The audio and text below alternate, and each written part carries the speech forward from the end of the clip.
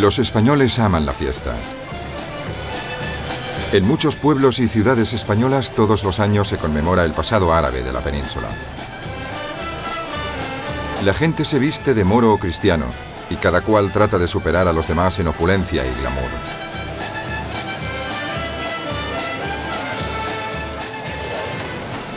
Que las batallas representen la invasión de los árabes en el siglo VIII o su expulsión por la reconquista cristiana es algo que no queda claro, al menos para los participantes. Pero de lo que no cabe duda es del legado arquitectónico dejado por los árabes. Son menos conocidos algunos otros aspectos que debemos agradecerles. Actualmente hay toda una serie de cosas que nos parecen normales en Occidente y en el mundo moderno, y que en realidad llegaron a través de la España árabe, desde el papel y el algodón hasta las naranjas y los limones. El legado árabe en medicina abarca desde el zumo de limón hasta el propio concepto de lo que es un médico. Los árabes también aportaron su astronomía, su música y su filosofía, así como la física y las matemáticas. La matemática cristiana medieval sería inconcebible sin lo que los árabes transmitieron a Occidente. Como tantas otras personas atraídas por un señuelo tipo demasiado bueno para ser una auténtica multipropiedad, los árabes vinieron a España previa invitación. Los reyes visigodos del sur de España estaban luchando entre sí y uno de ellos solicitó a los árabes que acudieran en su ayuda desde el norte de África. Los árabes llegaron y solventaron la disputa, pero les gustó lo que vieron y se quedaron. De hecho, no tardó en llegar un segundo contingente de 18.000 hombres que tomaron Sevilla. Y así empezó todo. Los norteafricanos acababan de abrazar la nueva religión del Islam y empezaron a dejar su huella en España. Donde había una catedral cristiana, construyeron una mezquita musulmana. Lo llevaron a cabo en Sevilla, y aguas arriba del río, en Córdoba, lo hicieron a lo grande.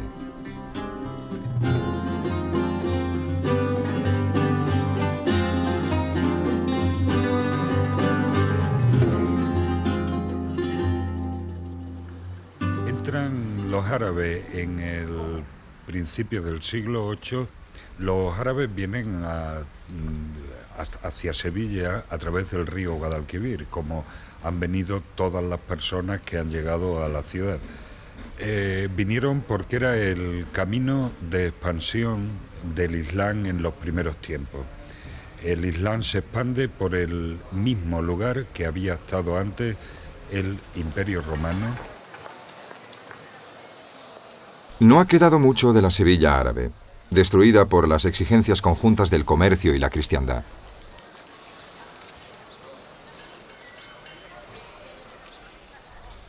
Donde hoy se alza una iglesia católica, antes hubo una mezquita, y debajo de esta muchas veces hay una iglesia o una sinagoga anteriores, a veces un templo romano. Los árabes construyeron algo que les era enteramente propio, pero añadiéndole los elementos que encontraron más a mano. Así es como se produce una especie de sincretismo, pues se construye encima de algo anterior, se toman prestados elementos encontrados allí, y cada generación produce algo nuevo. El principal vestigio árabe de la ciudad es la Giralda, el antiguo minarete de la mezquita. Pero incluso allí, solo la parte inferior es original y data de fines del siglo XII. El resto ha sido transformado en el campanario de la catedral. La Giralda es una buena imagen de Sevilla y de la historia de Andalucía. No se puede separar los pies romanos del cuerpo árabe y de la cabeza cristiana, porque si uno separa los pies de una persona no puede andar, si le quita el cuerpo no puede vivir y si quita la cabeza muere. El espacio de una antigua mezquita está ocupado hoy por una catedral concebida en el siglo XV. Las autoridades eclesiásticas deseaban un edificio de dimensiones tan monumentales que la posteridad creyera que estaban locos. Este es otro monumento cristiano que nos habla de la Sevilla mora. El Alcázar es todavía un palacio real, del que el general Franco fue huésped frecuente. Lo que actualmente se ve es casi todo de la era cristiana, aunque el complejo lo construyeron los reyes árabes cuando Sevilla fue la capital de Andalucía por poco tiempo. La influencia árabe perduró en Sevilla mucho después de que los dirigentes árabes desapareciesen. Estos dejaron tras de sí una tradición que atrajo a los conquistadores cristianos, pero sobre todo dejaron artesanos capaces de seguir esa tradición. La arquitectura realizada por artistas musulmanes bajo la dirección de cristianos se llama mudéjar. Cuando se va conquistando las tierras que estaban en manos de los musulmanes, estos entran al servicio de los reyes cristianos. Y estos reyes cristianos se van a sorprender de la arquitectura que habían realizado los musulmanes. La obra maestra del arte mudéjar en el Alcázar es la fachada del Palacio de Don Pedro, el arquetipo de monumento árabe construido por un príncipe cristiano. Motivos cristianos y escudos de armas mezclados con textos del Corán. El rey hizo venir artesanos desde Granada y Toledo que reflejaron la fascinación del gobernante por el legado islámico.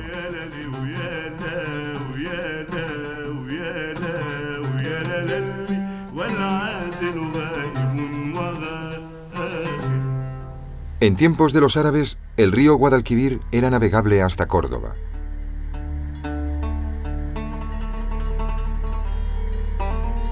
Y no mucho después de que los árabes tomaran el control de la zona, el centro del poder político se trasladó río arriba.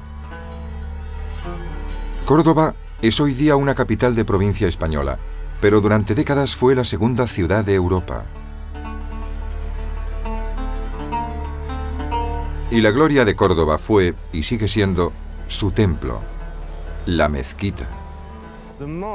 La mezquita es uno de los edificios más asombrosos de la España musulmana. Arquitectónicamente es como un manifiesto del sincretismo de la España árabe. Allí hay materiales tomados de templos romanos y de iglesias visigóticas, pero con esos restos se creó algo enteramente nuevo.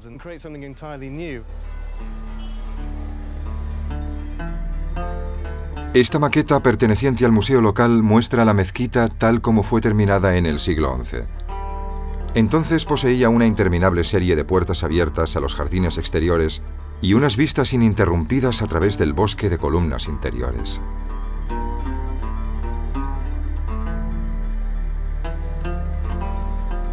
Era la mezquita más importante de la ciudad. La gente acostumbraba a venir para las plegarias vespertinas de los viernes. Es un poco como ir a una catedral en domingo, cuando se intenta acomodar allí a la mayor cantidad de gente posible. Otra cosa que llama la atención a quienes visitan la mezquita es la sucesión de arcos rojos y blancos, deslumbrantes e hipnóticos, pero muy prácticos.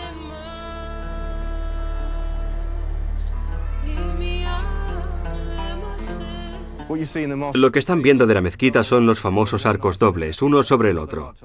Se dispusieron así para ganar altura en el techo, porque estaban utilizando viejas columnas recuperadas de las iglesias y los templos de la ciudad, pero necesitaban techos más altos que los que permitían esas columnas. Con ello se liberó espacio en el suelo para los fieles. Como otros grandes edificios, la mezquita no fue el resultado de un súbito fogonazo de inspiración. Se fue ampliando y ganando espacio generación tras generación. Pero en ese proceso brilla una joya deslumbrante, el mihrab. El mihrab es el centro del culto en una mezquita. Enmarcado por unas columnas visigóticas recicladas, el mihrab es en su forma más simple un nicho en la pared practicado en dirección a la Meca.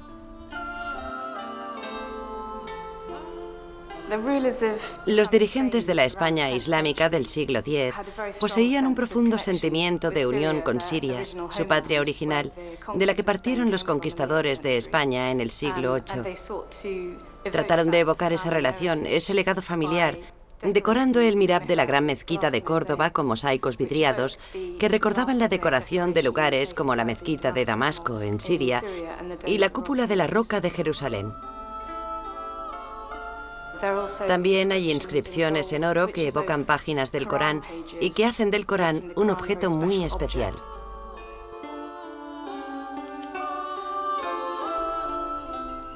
Pero la función de la mezquita no era únicamente religiosa. La mezquita es un edificio único, que nos habla pues de esa misión especial que tenía de acoger a todo el pueblo dentro de ella, que es un edificio donde se reunían tanto para rezar como para debatir temas de tipo político, de tipo religioso, económico, para decidir en qué momento tenían que partir las tropas para la guerra o qué es lo que hacían en un momento determinado. Ante semejante ir y venir, los arquitectos árabes prestaron especial atención a los accesos a la mezquita. La más antigua es conocida como la Puerta de los Visires y sirvió de modelo para las puertas construidas posteriormente cuando se hicieron las ampliaciones de la mezquita. Consiste en una obertura central con un arco de herradura, pero si se mira siguiendo la dirección en que están dispuestas las dovelas, estas no apuntan al centro del arco circular, sino hacia el fondo, lo cual provoca un efecto similar al de un amanecer o atardecer. En torno al arco de herradura circular hay un marco cuadrado llamado alfiz. A los arquitectos árabes les gustaba jugar y combinar las formas redondas y cuadradas. Encima del alfiz hay un cuerpo de arcos ciegos entrelazados y en lo alto de todo una suerte de almenas. Hay quien afirma que era para lograr que una mezquita pareciese una fortaleza de la fe. Incluso en la cúspide de su poder, algunos soberanos árabes rechazaron las entradas más suntuosas a favor de otras laterales más modestas. Los líderes islámicos temían una muerte violenta. Por eso, uno de ellos construyó un pasaje porticado que cruzaba hasta el Palacio Real, hoy residencia del obispo. De esa forma podía visitar la mezquita sin toparse con posibles asesinos. Añadida a la belleza del mihrab, o de los arcos en rojo y blanco, aparece de repente una sorprendente anomalía. Una catedral cristiana construida en el centro de una mezquita árabe. En cierto sentido es un símbolo del triunfo cristiano, pero también es un episodio más en una saga histórica en la que los visigodos desbancaron a los romanos, los musulmanes vencieron a los visigodos y los cristianos se impusieron después a los musulmanes. Aunque sucedió en la Edad Media, no dejó de levantar polémicas. El emperador Carlos V, que fue quien dio el visto bueno a la empresa, quedó abrumado por el resultado. Se dice que les espetó a las autoridades eclesiásticas. Han tomado algo único y lo han reemplazado por algo que puede verse en cualquier lugar. Pero quizás deberíamos estarle agradecidos. La mezquita está de pie gracias a esa intervención cristiana. Si no se llega a plantear, hoy sería una ruina. Sería un edificio abandonado. La catedral como catedral es una obra de ingeniería realmente impresionante. Respetó al máximo las proporciones y lo que el edificio primitivo le ofrecía. El tradicional patio de los Naranjos todavía invita a la charla y a las confidencias. Pero los arcos que antaño se abrían en torno a la mezquita hoy están cerrados con ladrillos. Y las peticiones de los musulmanes actuales para que se les permita orar en la antigua mezquita han sido denegadas. Un lejano llanto desde lo alto del poder musulmán. Esta fue la cúspide del poder político y cultural árabe en Al-Ándalus. La Edad de Oro se prolongó durante la mayor parte del siglo X. El personaje principal fue el emir Abd al-Rahman III, cuyas victorias contra los cristianos le valieron el título de Al-Nasir, el victorioso. Abd al-Rahman III era en realidad pelirrojo y lucía una barba también roja porque solo era un cuarto de árabe, ya que su madre era navarra y su abuela también era del norte de España. De hecho, tenía que teñirse de negro el cabello y la barba para parecer más árabe, pues temía que la gente no se lo tomase en serio. Él se tomó a sí mismo lo bastante en serio como para asumir el título de califa, algo muy significativo en un mundo tan competitivo. El califa era el mensajero de Dios o el mensajero del profeta Mahoma, y se suponía que su designación era divina. El título comportaba la promesa de una vida posterior en el paraíso. Pero para Abd al-Rahman III eso no era suficiente y construyó unos jardines para crearse un paraíso en la tierra. La exuberancia de los jardines árabes es todavía evidente en toda Andalucía. Las callejuelas se sombrean con parras, los patios rebosan de flores y por todas partes hay agua que al evaporarse enfría el ambiente y refresca el espíritu.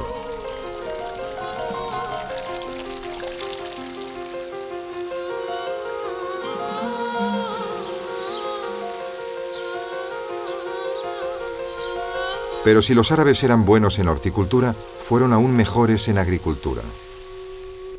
Mientras los omeyas ostentaron el poder en Córdoba, aquí se produjo una especie de revolución verde. Hay toda una serie de productos que en Occidente o en el mundo moderno consideramos normales y que en realidad nos llegaron a través de la España musulmana. Naranjas, alcachofas, limones, berenjenas, también el arroz y trigo duro, el que se utiliza para hacer pasta y que crece mejor en condiciones secas y no se marchita. Y todo ello estuvo muy relacionado con la mejora de los sistemas de regadío en España.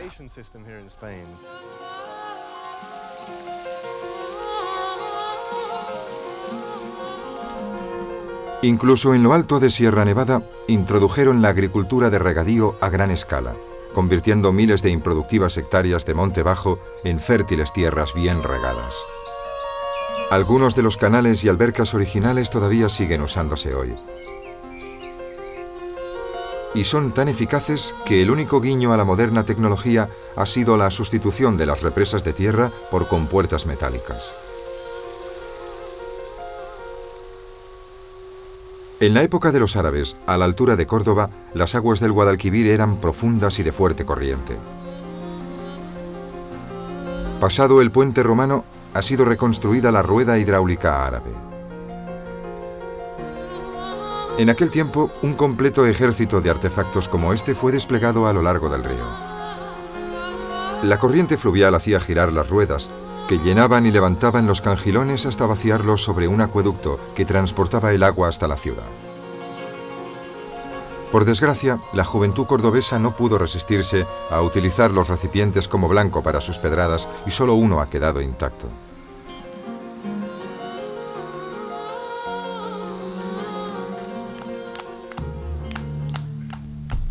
Córdoba no fue únicamente un centro artístico y político, fue asimismo un centro industrial y manufacturero, actividades que llevaban a cabo mayoritariamente los judíos. La parte histórica de todas las ciudades andaluzas tiene su barrio judío, y sus calles suelen llevar el nombre de los oficios que allí se ejercían. Bajo los visigodos cristianizados, los judíos solían estar en el último lugar a la hora del reparto de riquezas y privilegios.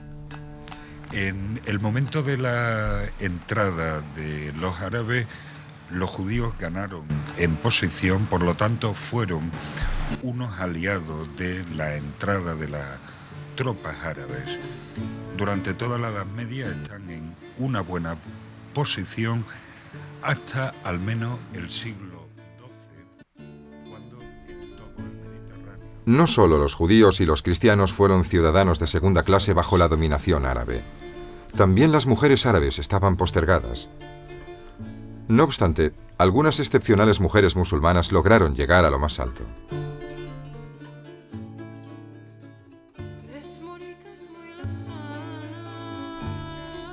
Lubna fue una famosa calígrafa y matemática que vivió en Córdoba en el siglo X. Fue en parte la responsable del más importante centro musulmán de conocimiento, la Biblioteca Califal de Al-Hakam II. Un siglo más tarde, saltó a la fama la celebrada escritora Walada, la Omeya. Se hizo famosa por pasearse por las calles de Córdoba con sus poemas satíricos bordados en su vestimenta. En Granada, Hafsa al-Rakunilla fue una respetada poetisa y pedagoga que ejerció una gran influencia sobre los soberanos locales. En la misma época, Fátima bint al-Mutana, filósofa, jurista y académica de Sevilla, fue la maestra del gran filósofo árabe Ibn al-Arabi, el hombre que después influiría en el más grande de los eruditos árabes, Averroes. Averroes fue uno de los gigantes intelectuales de Córdoba. Fue astrónomo, jurista, filósofo, médico y consejero de los gobernantes. Lo más curioso acerca de Averroes es que actualmente se le conoce más en Occidente que en el mundo islámico debido al amplio impacto que tuvo sobre la filosofía occidental en su intento de encontrar la cuadratura del círculo entre fe y razón, o cómo compatibilizar que por un lado uno pueda ser cristiano o musulmán y por lo tanto creer que Dios creó el mundo y al mismo tiempo pueda leer autores como Aristóteles y pensar: puedo comprender el mundo con solo mirarlo y observar. Ambas cosas no parecían encajar. Claro que tampoco el cuadrado filosófico de Averroes se ajustaba al círculo de las creencias musulmanas. Finalmente cayó en desgracia y fue condenado a ponerse en la puerta de la mezquita para que los auténticos fieles pudiesen escupirle al entrar. Mientras que para la mayoría de españoles Averroes representa solo el nombre de una calle, el efecto que él y otros estudiosos como él ejercieron sobre la medicina fue enorme.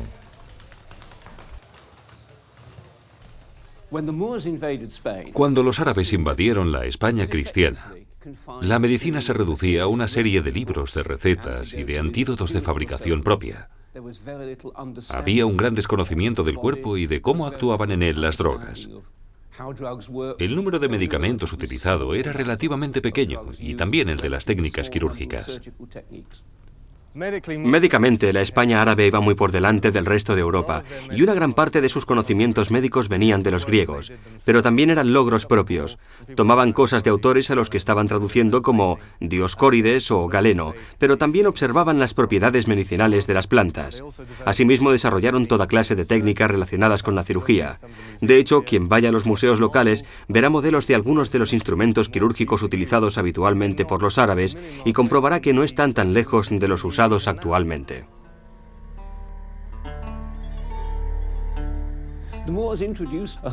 Los árabes introdujeron una amplia variedad de técnicas quirúrgicas, entre ellas cirugía de las heridas, la curación de heridas internas o la reintroducción de los intestinos para que sobreviviera el paciente. Cuando los cruzados llegaron a Tierra Santa, quedaron asombrados ante los médicos árabes por lo bien que sabían tratar las heridas. Uno de ellos era Maimónides, médico de la corte del líder árabe Saladino. Maimónides nació en Córdoba, en el seno de una familia judía, y aprendió medicina con los árabes. Fue perfeccionándose hasta convertirse en uno de los principales médicos y filósofos medievales. Pero no todos los libros de medicina fueron escritos por hispano-árabes. Una gran parte de estos conocimientos llegaron a España procedentes del resto del mundo. Los árabes lograron reunir en España un gran compendio, 10 veces mayor de lo que había sido posible reunir hasta entonces en Europa occidental. El canon de medicina abacina era tan grande que se tardaría un año entero en leerlo. A lo largo de la Reconquista, los cristianos encontraron una floreciente cultura médica y decidieron traducir los tratados para los galenos que desconocían el árabe y solo hablaban latín. Así fue como en España se tradujeron todos los grandes libros de medicina árabe. Los musulmanes introdujeron asimismo instrumentos musicales. La influencia de los árabes en la música española se remonta a la invención de la notación en el siglo IX por parte de un sabio árabe, que posteriormente fue imitado por los músicos europeos. Los árabes introdujeron en España, por ejemplo, el rababá, un instrumento de arco semejante al violín, pero también flautas de madera, shoms de doble empuñadura y muchísimas percusiones. Pero el instrumento principal, considerado el rey de los instrumentos, fue el ud.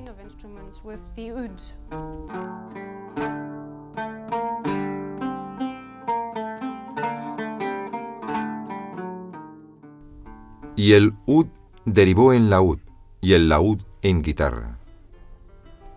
La guitarra moderna procede del laúd. Originariamente este tenía 4 cuerdas, pero un músico bagdadí llegó a Córdoba y una de las cosas que hizo fue añadir una 5ª cuerda al laúd. Pero las 4 cuerdas originales representaban los 4 humores clásicos y lo que aportó aquel músico fue, según dijo, lo que faltaba en el corazón humano. Así que añadió una 5ª cuerda. Después vino la 6ª y así fue como nació la guitarra moderna. La guitarra permitía al intérprete rasguear, mientras que hasta entonces solo producía la simple melodía ciega del ud y la suave armonía del laúd. Con la guitarra se podía introducir el ritmo en la interpretación.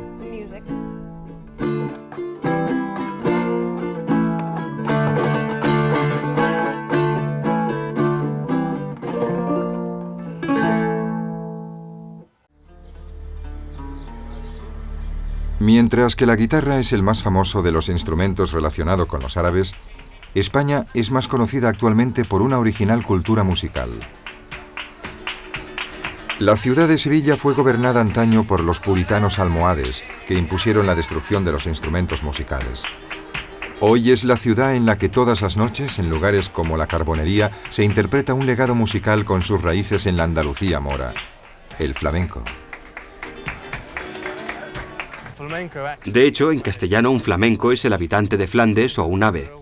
Hay toda clase de teorías sobre si fueron los movimientos del ave los que inspiraron el baile flamenco. Y hay un largo debate acerca de en qué medida influyeron los árabes en el flamenco. En realidad, el flamenco es una mezcolanza de toda clase de formas musicales. Tiene influencias bizantinas, norteafricanas y judías. Además, está el folclore andaluz y, por supuesto, tiene influencias gitanas. Hay algún tipo de ritmo en el flamenco, como el de 12 compases, que es muy común en algunas formas musicales norteafricanas. Resulta difícil determinar qué porcentaje del flamenco procede de los árabes, pero la relación es indiscutible.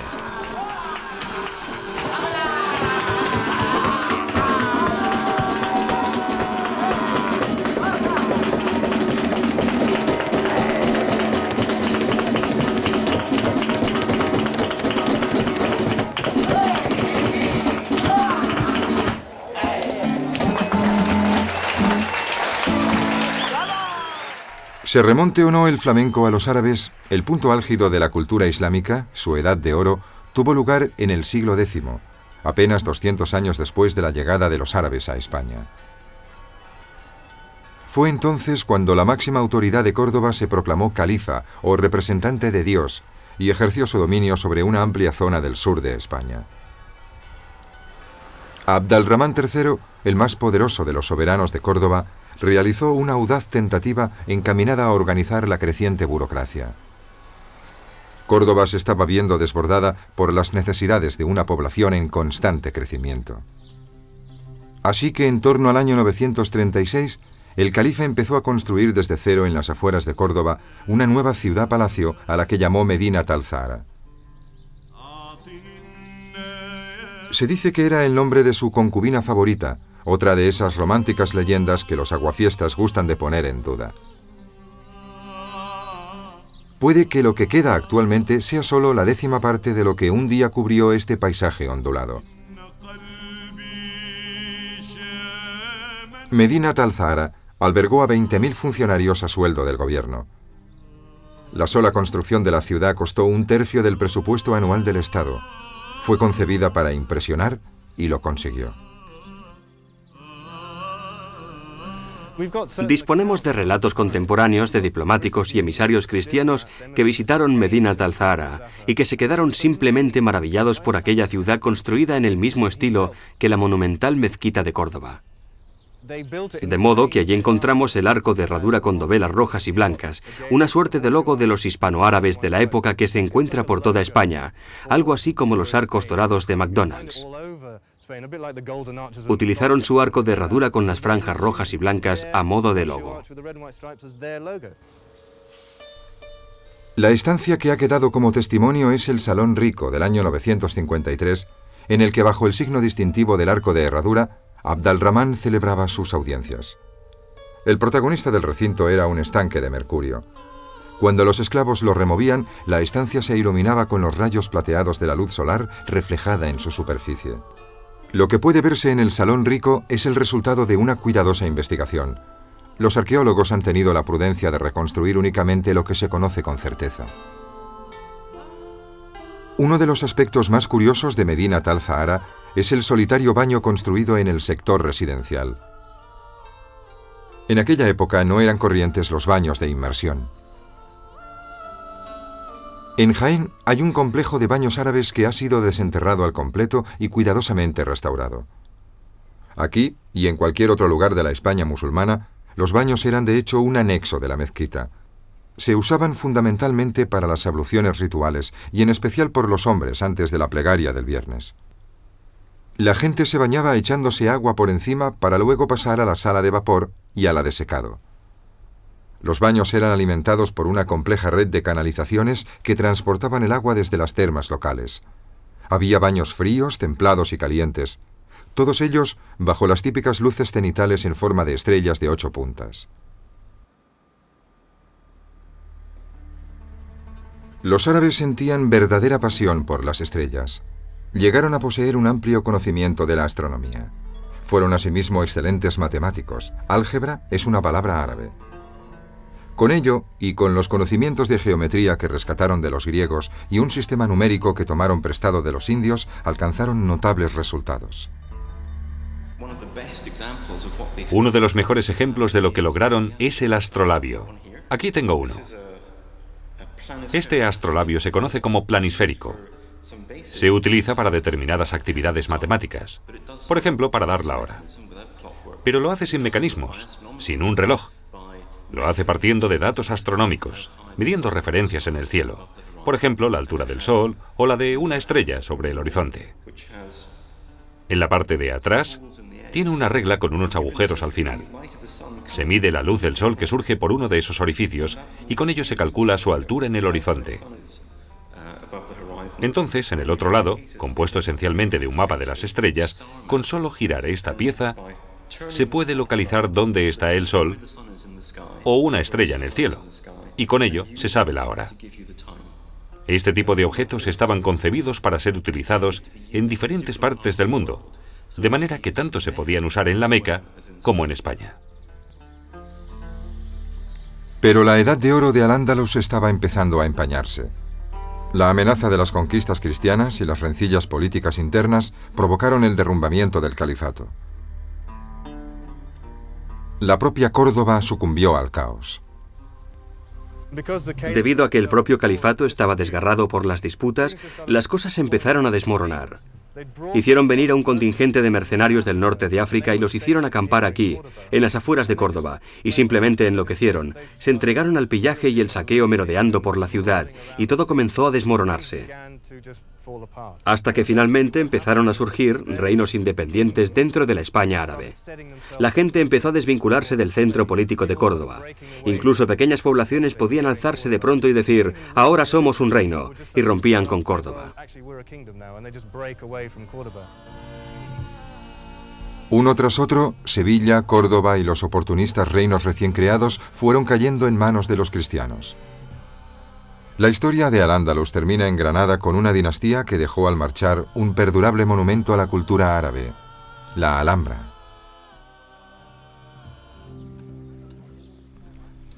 La nazarí fue la última dinastía islámica en Al-Ándalus.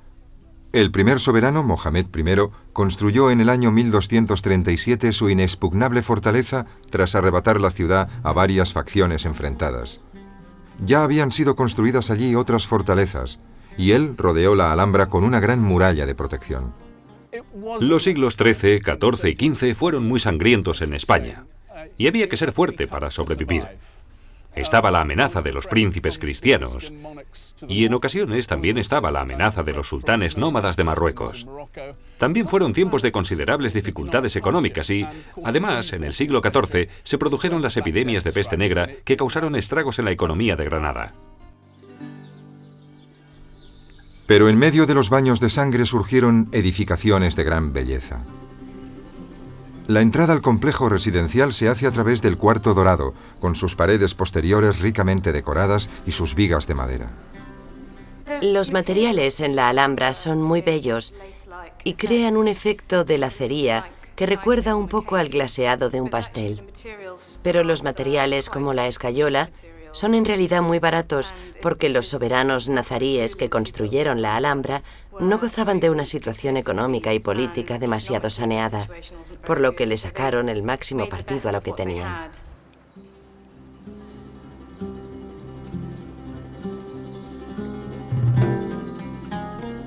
Las dos puertas fueron concebidas para engañar. La de la izquierda da acceso al palacio mismo, y la de la derecha conducía a los posibles asesinos hacia una serie de pasadizos sin salida. Al menos eso dice la historia. Y es posible que contenga su pizca de verdad. Al fin y al cabo, el rey que construyó esto, Mohamed V, fue encontrado flotando boca abajo en uno de los estanques de palacio. El Partal Una de las más antiguas zonas que quedan del palacio es de principios del siglo XIV. Está dominado por la Torre de las Damas, antaño ricamente decorada, pero en el siglo XIX la torre estuvo en manos privadas y sus interioristas se las arreglaron para destruir todo lo que había de valor.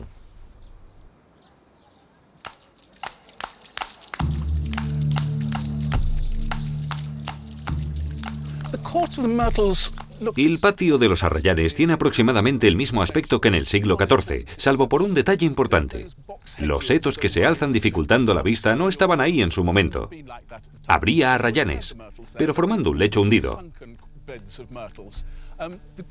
Una cosa que hay que recordar de la Alhambra es que uno no debe pasear, sino sentarse. De hecho, los arquitectos diseñaron todas las ventanas muy bajas y las vistas están concebidas para contemplarlas una vez sentado en el suelo. El punto medular de la Alhambra es el Patio de los Leones, situado justo en el centro.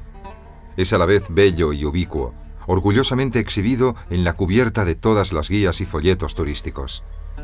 Pero sigue sin conocerse exactamente cuál era su función. Tal vez política, tal vez religiosa, aunque lo más probable es que fuese la acostumbrada mezcla de ambas. Los leones fueron un poderoso símbolo de realeza y autoridad.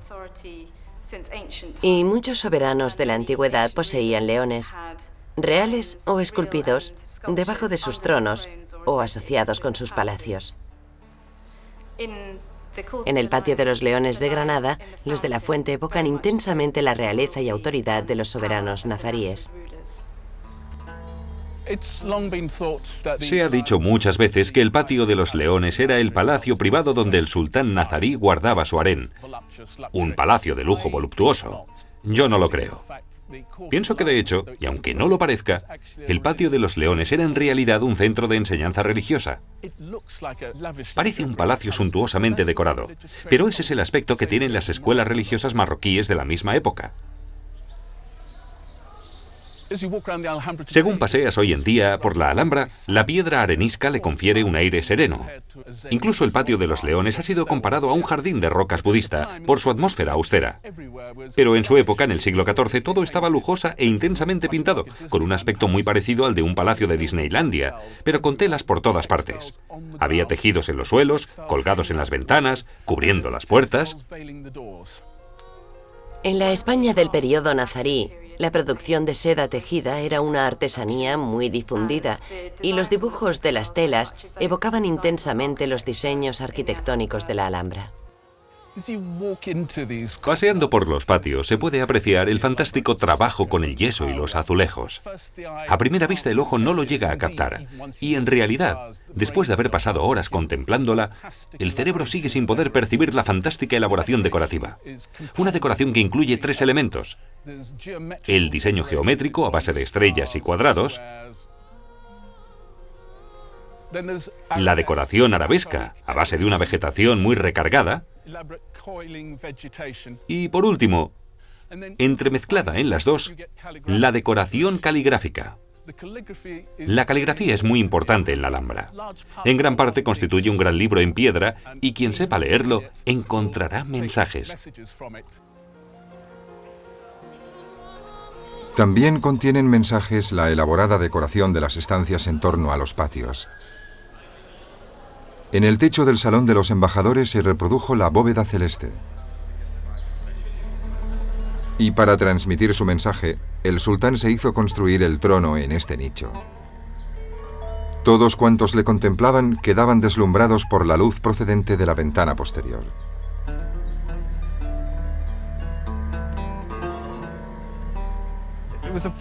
Se trataba de un tipo de palacio altamente hedonista. En el Palacio de la Alhambra puede apreciarse la sensualidad. Uno llega a la conclusión de que eran conscientes de que representaban el final de una era. Fumaban gran cantidad de hachís, bebían mucho alcohol. Todo ello obviamente prohibido por el Islam, pero parece que no le hicieron mucho caso. Al igual que algunos soberanos, algunos de los reyes moros de Granada eran conocidos por, digámoslo así, si alguien le debía dinero al rey, quizá, sencillamente, con unos favores sexuales, él se olvidaba del dinero que le debían. Ese tipo de cosas. Era una especie de Las Vegas en la Europa de la época. Pero no solo era el rey quien se volvió un poco laxo en la observación de la ley islámica. Las esposas de los monarcas no eran modelo de probidad. El tronco de este viejo tejo que creció en el patio de la sultana en la Alhambra ha sido conservado porque, según la leyenda, la sultana, que se encontraba en el piso de arriba bien guardada bajo llave, invitaba de noche a los jóvenes a que trepasen por el tronco y saltasen hasta sus aposentos desde las ramas. Antes del alba, los jóvenes bajaban por el mismo camino. Pero todo lo bueno se acaba. En 1492, los ejércitos cristianos de Isabel y Fernando tomaron Granada. Imagino que al final el ejército de la Reconquista fue capaz de poner en juego recursos mucho más amplios, pues no eran solo cristianos españoles luchando contra los musulmanes. También había muchísimos voluntarios franceses e ingleses. Y poco a poco, la tecnología militar cristiana, la tecnología de la pólvora, superó la de los árabes. Una de las puertas de la Alhambra, la Puerta de la Justicia, muestra la ilustración gráfica de una vieja creencia que resultó ser falsa. Según el dicho, cuando la mano de Fátima empuñe la llave, la Alhambra caerá.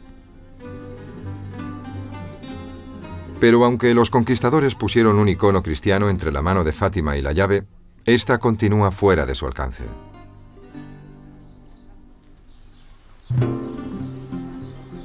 A los conquistadores cristianos les encantaba dejar la marca de sus victorias sobre los símbolos del Islam. En Sevilla construyeron la iglesia gótica más grande del mundo encima de una mezquita y erigieron un palacio cristiano encima de uno árabe. En Córdoba construyeron la catedral dentro de la mezquita y levantaron un palacio cristiano encima del alcázar árabe. Pero en Granada fueron mucho menos destructivos.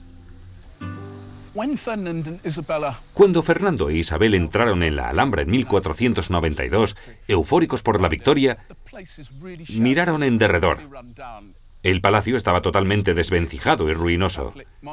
Pero cosa rara en unos monarcas católicos, eran muy árabes en su gusto por los jardines, los interiores, las colgaduras, y lo primero que hicieron fue poner a trabajar a artesanos musulmanes para devolver al palacio su gloria pretérita. Y lo mismo Carlos V, su nieto, que al llegar aquí exclamó: «Dios, este lugar es extraordinario», e hizo todo lo posible por mantener ese nivel, y aunque demolió un ala para dejar espacio a su propio palacio, fue uno de los responsables de que este complejo haya sobrevivido. Carlos construyó su propio palacio en la Alhambra en 1526, financiándolo parcialmente mediante un impuesto especial a los musulmanes. No se trataba tanto de una exhibición de triunfo. Se dice que, harto del frío y la humedad de la Alhambra original, quiso una residencia con mejores instalaciones. El resultado ha merecido un elogio con reservas, aunque Carlos nunca llegó a disfrutarlo, porque salió de Granada poco después de encargarlo y no regresó nunca. Sus abuelos, en cambio, fueron allí para quedarse. Aunque Fernando e Isabel estaban capacitados para disfrutar numerosos aspectos de la cultura islámica, no estaban preparados para transigir con otra religión que no fuera la católica. Su mensaje fue la conversión o el exilio. Y la Inquisición española se encargó de que la conversión fuese total. Podían detener a cualquiera por menudencias. En la última época, por ejemplo, podían detener a árabes por comer cuscús, algo que era considerado increíblemente herético, signo evidente de que se trataba de un musulmán camuflado que no se había convertido sinceramente al catolicismo. También resultaba sospechoso el aceite de oliva, porque los verdaderos cristianos cocinaban con manteca de cerdo y solo los moros poco de fiar utilizaban aceite. Todo eso era una locura total. Afortunadamente, el aceite de oliva sobrevivió a la Inquisición. Tras supervisar las últimas etapas de la reconquista de España, Fernando e Isabel se centraron en las conquistas exteriores. Contrataron a un joven navegante llamado Cristóbal Colón.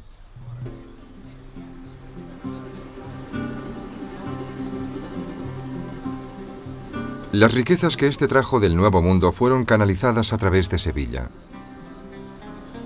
Una vez más, el legado árabe demostró su utilidad. Ellos habían construido una torre a cada lado del río para sumergir cadenas que cerraban el cauce, a fin de proteger la ciudad. Fernando e Isabel adaptaron una de esas torres como casa de recepción para el oro que llegaba de América. Y de ahí su nombre, Torre del Oro.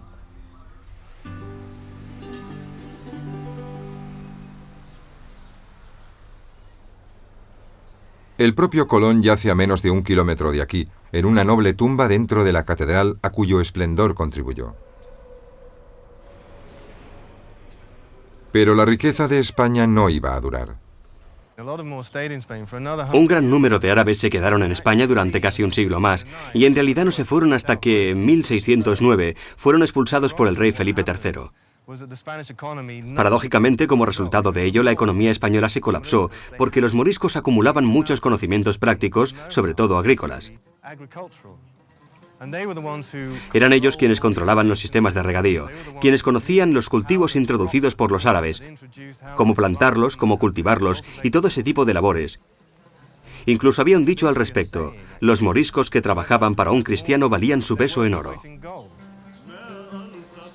En cierto modo, los árabes nunca abandonaron España. Todavía hay un rastro de su presencia en las estrechas callejuelas donde se venden sus productos. El té árabe todavía se vende a la sombra de la Catedral Católica. Y a menos de 1 kilómetro de la Alhambra, al otro lado del río Darro, fue inaugurada la primera mezquita en España desde hacía 500 años.